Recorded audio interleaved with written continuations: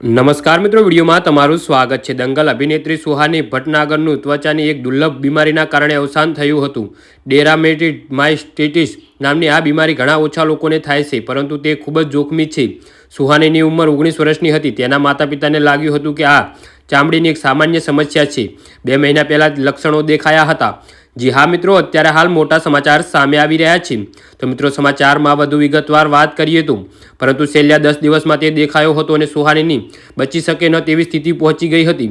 સારવાર દરમિયાન ચેપ થયો અને આખા શરીરમાં ફેલાઈ ગયો હતો। સુહાનીની માતાએ કહ્યું કે તેમની પુત્રીને ડેરામેટિમાઇસ્ટેટિસ નામની આ બીમારી હતી।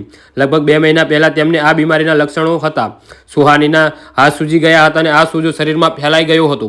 જી હા મિત્રો, સુહાનીને વેન્ટિલેટર પર હતી, પરંતુ તેનું ઓક્સિજન લેવલ્સ ખરાબ રીતે ઘટી ગયું હતું। સુહાનીને સ્ટેરોઇડ્સ આપવામાં આવી રહ્યા હતા, જેના કારણે રોગપ્રતિકારક શક્તિ નબળી પડી ગઈ હતી। 17મીની સાંજે ડોક્ટરોએ તેના પિતાને કહ્યું કે સુહાની આ દુનિયામાં નથી। સુહાનીને ફક્ત 10 દિવસ પહેલાં જ આ સમસ્યા હોવાનું નિદાન થયું હતું। જોકે ડોક્ટરનું માનવું છે કે વાયરલ ચેપના કારણે હોઈ શકે છે।